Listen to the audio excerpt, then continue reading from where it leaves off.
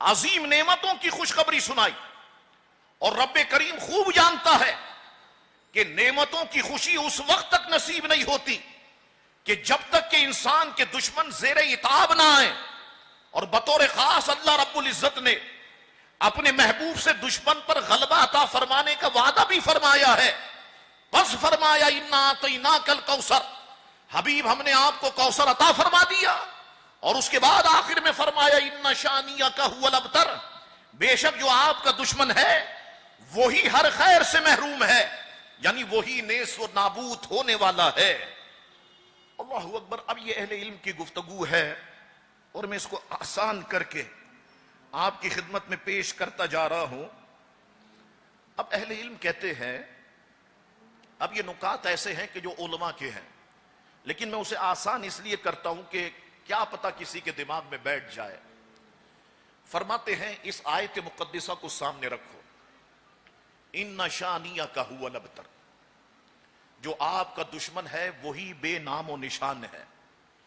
فرماتے ہیں اس آیت پر غور کرنے سے پتہ چل رہا ہے اللہ تعالیٰ گویا فرما رہا ہے اے میرے محبوب، آپ کے دشمن کو اس وقت تک ہلاک نہیں کروں گا جب تک کہ وہ اپنی آنکھوں سے آپ کی عظمت کو نہ دیکھ لے، آپ کی رفت کو نہ دیکھ لے. اور جب آپ کی عظمت دیکھ لے گا، آپ کی رفت دیکھ لے گا، پھر ہم اسے اس کی ذلت دکھائیں گے، پھر ہم اسے اس کی رسوائی دکھائیں گے، اور اس ذلت اور رسوائی کے اندر ہم اسے تباہ و برباد کر دیں گے. بعض نے کہا اس آیت کریمہ میں ترتیب کلام سے پتہ چلتا ہے کہ دشمنان رسالت مآب ابتر ہیں. وہ اس لیے کہ وہ آپ سے عداوت و بغض رکھتے ہیں. بس حقیقت امر یہی ہے کہ جو اللہ کے حبیب سے دشمنی کرتا ہے وہ اللہ سے اعلان جنگ کرتا ہے، اور جو اللہ سے اعلان جنگ کرتا ہے تو تباہی و بربادی اس کا مقدر ہو جاتی ہے. آپ دیکھیں حضور علیہ السلام نے فرمایا نا ایک موقع پر کہ حسین سے لڑائی یہ مجھ سے لڑائی ہے. تو حسین سے لوگوں نے لڑائی کی، اور حسین سے لڑائی، پیارے مصطفیٰ سے لڑائی، تو پیارے مصطفیٰ سے لڑائی یہ تو رب سے لڑائی ہے نا. تو جس نے پیارے حسین سے لڑائی کی، آپ دیکھیں کہ اللہ رب العزت نے انہیں نشان عبرت بنا دیا. اسی طرح جو پیارے مصطفیٰ سے لڑائی کرے گا، حضور کی شان میں گستاخیاں کرے گا، اللہ تبارک و تعالیٰ اسے نشان عبرت بنا دے گا. ذرا وہ ویڈیوز نکالے نا، آپ یوٹیوب پر موجود ہے. جب سلمان تاثیر کو میرے شیر نے مارا تو پہلے تو 20 باڈی گارڈز کے ساتھ چلتا تھا، پھر ہوا کیا، انہی باڈی گارڈز نے کتے کی طریقے سے اسے اٹھا کر کے موبائل میں پھینک دیا. آپ دیکھ لیں، ویڈیو موجود ہے یوٹیوب پہ کہ اس کے جسم کا آدھا حصہ تو موبائل میں ہے اور آدھا حصہ باہر لٹک رہا ہے. تو جو پیارے آقا کی شان میں گستاخی کرتا ہے اللہ رب العزت اسے نشان عبرت بنا دیتا ہے، چاہے وہ کتنے ہی بڑے عہدے پر بیٹھا کیوں نہ ہو. جب اللہ کا عذاب آتا ہے، میں نے قرآن کی آیت بتائی نا، تو پھر اللہ کا عذاب ایسے لوگوں کو گھیر لیتا ہے. اہل علم فرماتے، غور کرو اس آیت مقدسہ پر. فرماتے دشمن رسالت نے جب آپ کی طرف نعوذ باللہ ابتر کی نسبت کی اور اپنی طرف کثرت کی نسبت کی، اولادیں تو ہمارے پاس ہے، مصطفیٰ کے پاس کیا ہے، مال و جا تو ہمارے پاس ہے، مصطفیٰ کے پاس کیا ہے، اللہ رب العزت نے سارا معاملہ ان پر الٹا کر دیا اور فرمایا سنو، عزت والا وہ ہے جسے میں عزت عطا کروں، اور ذلیل اور کمینہ وہ ہے کہ جسے میں ذلیل اور کمینہ بنا دوں. تو عزتیں ساری ہیں تو میرے محبوب کے لیے ہے، اور ذلت اور رسوائی اگر ہے تو وہ تمہارے لیے ہے. اللہ اکبر. اب اتنی گفتگو کرنے کے بعد جو بات سامنے آئی وہ یہ ہے کہ اللہ رب العزت نے گستاخ رسالت مآب صلی اللہ علیہ وسلم کو ہر قسم کی خیر و بھلائی سے محروم فرما دیا ہے. اب یہ بڑی اہم بات ہے. جو گستاخ رسول ہوگا، ٹھیک ہے وہ بھی سامنے نہیں آ رہا نا، اللہ رب العزت ہر خیر و بھلائی سے اسے محروم فرما دیتا ہے. اس کا نام و نشان، اس کے اہل و عیال، مال و دولت مٹ جاتے ہیں. اس کی زندگی بے نفع ہو جاتی ہے. وہ اس زندگی میں اپنی آخرت سنوارنے کے لیے کوئی نیک کام نہیں کر سکتا. جو گستاخی کرتا ہے پیارے آقا کی نا، سنو علماء کیا کہتے ہیں، فرماتے اس کا دل بنجر ہو جاتا ہے، بنجر ہو کر بلائی اور معرفت قبول کرنے سے عاجز ہو جاتا ہے. اس کے سب اعمال رائگاں چلے جاتے ہیں. وہ اچھے دوست، احباب، عزیز و اقارب سے محروم ہو جاتا ہے. اللہ رب العزت کا قرب بخشنے والے تمام اعمال اس کے حق میں بے معنی ہو جاتے ہیں. اسے کسی عبادت میں اطمینان قلب نصیب نہیں ہوتا. وہ نماز پڑھتا ہے، روزہ رکھتا ہے، حج کرتا ہے، زکوٰۃ دیتا ہے، مگر دل کو سکون نہیں ملتا. اگرچہ وہ ظاہری طور پر بڑے اہتمام سے عبادت و ریاضت کرتا ہو، لیکن ایسے شخص کا دل ہر وقت اللہ تعالیٰ منتشر کر دیتا ہے، منتشر ہو جاتا ہے اللہ کے حکم سے. فرماتے یہ سزا ہے ہر اس شخص کی جس نے حضور کریم علیہ السلام کی بارگاہ میں کسی قسم کی گستاخی کا ارتکاب کیا. اللہ اکبر. اب یہ جو ہم کہتے ہیں نا کہ گستاخ رسول کی سزا موت ہے، اس کو کاٹ دینا چاہیے. تو سارے لوگ کہتے ہیں کہ صاحب قرآن سے بتاؤ کہ گستاخ رسول کی سزا سر تن سے جدا جو آپ کا نعرہ ہے وہ کیسے ہے. آؤ اسی آیت پہ غور کرو، ان شانیہ هو الابتر. اسی آیت پہ غور کرو. شان اقدس میں حضور کی گستاخی اور سب و شتم کرنے سے حضور کو اذیت و تکلیف پہنچتی ہے. اس آیت مقدسہ میں واضح طور پر اللہ نے آپ سے بغض رکھنے والے گستاخ کو ابتر فرمایا، اور اس کے لیے حسر، حسر کا معنی ہے گھیرنا، اور تاکید اس کا معنی ہے مضبوط باندھنا. اس کا صیغہ استعمال فرمایا. گستاخ رسول کے لیے قرآن نے اس آیت میں اللہ نے کیا فرمایا؟ ابتر. سب بولو بآواز بلند، کیا فرمایا؟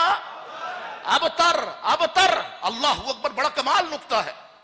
ابتر فرمایا، اور ابتر کے معنی ہے کاٹ ڈالنا. تو قرآن کی آیت بتا رہی ہے جو پیارے مصطفیٰ کا گستاخ ہوتا ہے اسے کاٹنا ہی چاہیے، اس کے جسم کو دو ٹکڑوں میں تقسیم کر دینا چاہیے.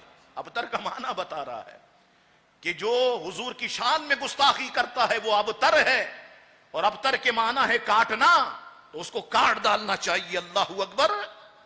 ابن تیمیہ اس کو غیر مقلدین اپنا امام مانتے ہیں.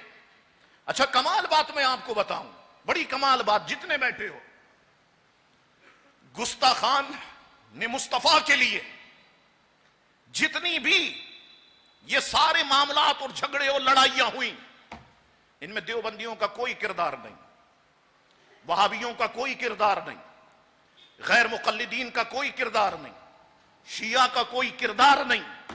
گستاخ رسول کو جب بھی مارا ہے یا رسول اللہ کہنے والے نے مارا ہے. جب بھی تحریکیں چلی ہیں یا رسول اللہ کہنے والوں نے چلائی ہے. اللہ اکبر. یہ ہمارا اعزاز ہے. اور اب دنیا لگ چکی ہے. دیکھو نا، امریکہ کے اندر کرسچن کہنے لگا کہ کیا بات ہے، ہم عیسیٰ علیہ السلام کو تو خدا کہتے ہیں معاذ اللہ، یا خدا کا بیٹا کہتے ہیں، لیکن عیسیٰ علیہ السلام کی شان میں کوئی گستاخی کرے ہم میں غیرت نہیں آتی. اور حالانکہ ہم عیسیٰ کو تو خدا کہتے ہیں یا خدا کا بیٹا کہتے ہیں، ان کی شان میں کوئی گستاخی کرے نہ ہم جان دے سکتے ہیں نہ جان لے سکتے ہیں. لیکن آپ تو پیارے مصطفیٰ کو خدا یا خدا کا بیٹا نہیں کہتے، لیکن جو آقا کی شان میں گستاخی کرے آپ جان دینے کے لیے بھی تیار ہوتے ہیں، جان لینے کے لیے بھی تیار ہوتے ہیں. ایسا کیوں ہے؟ میں نے کہا آؤ کلمہ پڑھ کے اسلام میں داخل ہو جاؤ، تمہیں پتہ چلے گا کہ ایسا کیوں ہوتا ہے. یہ دل ہر ایک کی، میرے والد کی شان میں کوئی کہے برداشت کر جاؤں گا، میری ماں کے بارے میں کوئی بولے برداشت کر جائے گا، ہر سنی برداشت کر جائے گا، لیکن آقا کی شان میں کوئی کہے گا خدا کی قسم یہ سنی برداشت نہیں کرے، نہیں کریں گے.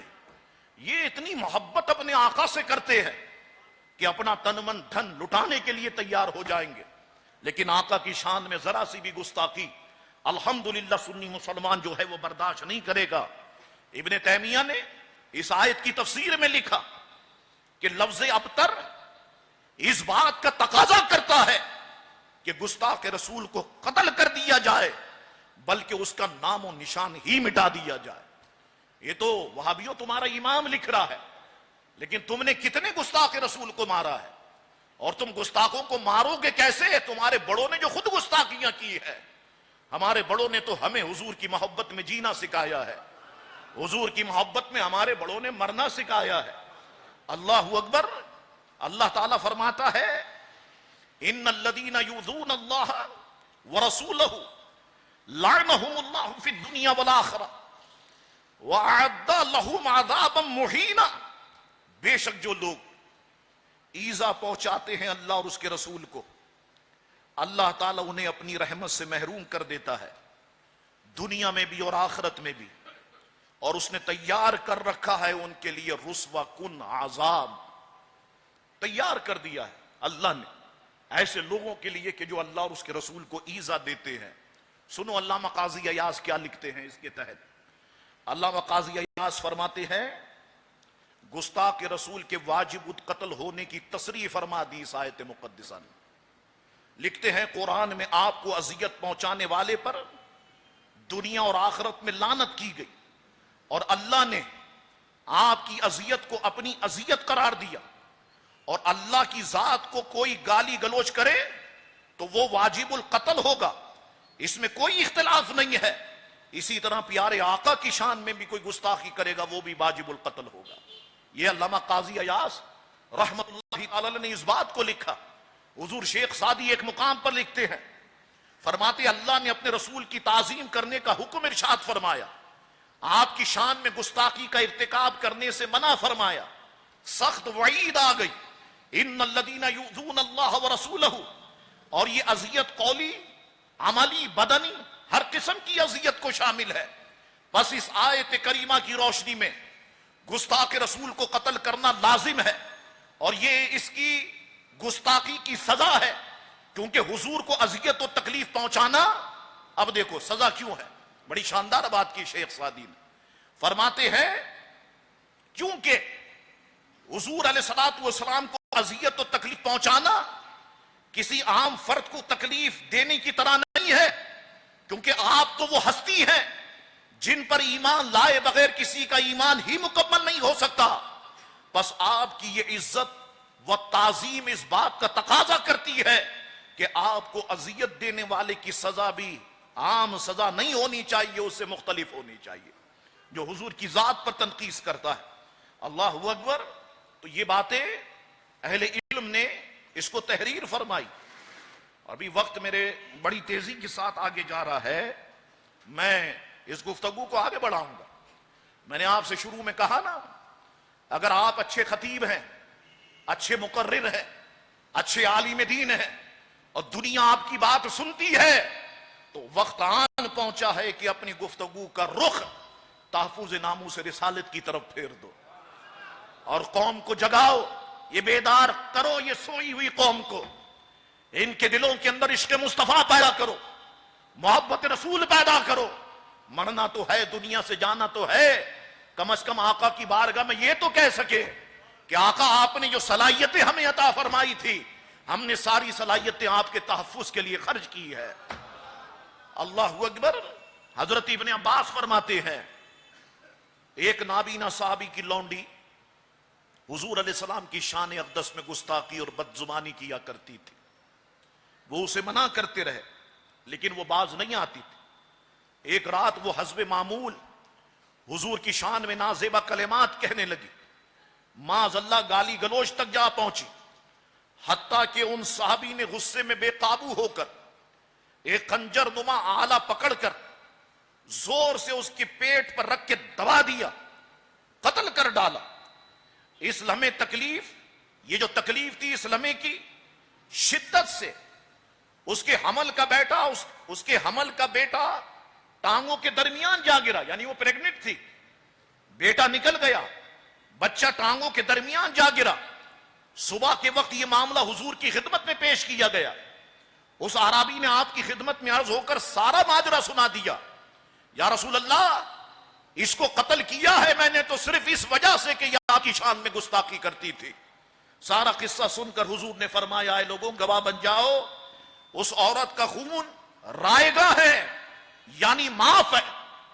جو کام انہوں نے کیا ٹھیک کیا، اس کا خون معاف ہے، یعنی بدلہ نہیں لیا جائے گا.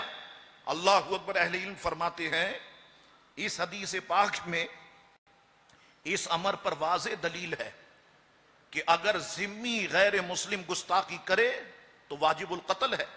لہذا جب کوئی مسلمان مرد یا عورت گستاخی کا ارتکاب کرے گا تو بدرجہ اولا اسے قتل کیا جائے گا. یہ لاتے ہیں نا میڈیا پر بحث، نہیں جناب وہ تو ذمی ہے، وہ تو ٹیکس دیتے ہیں، گستاخی کر دی تو کیا سزا قتل تھوڑی ہوگی، اس کی سزا تو دوسری ہوگی. یہ سارے ٹوپی ڈرامے تو میڈیا پہ کرو. یہ سنی اب چھوڑنے والا نہیں ہے، سنی نہیں چھوڑے گا. گستاخ رسول کو نہ میں چھوڑوں گا نہ میری یہ سنی قوم چھوڑے گی انشاءاللہ تبارک و تعالی. وہ بلاکرس ہے نا جو شام میں گستاخیاں کرتے ہیں، کبھی نظر آ جائے انشاءاللہ تعالی یہیں روڈ پہ ہم دفنا دیں گے انشاءاللہ تبارک و تعالی.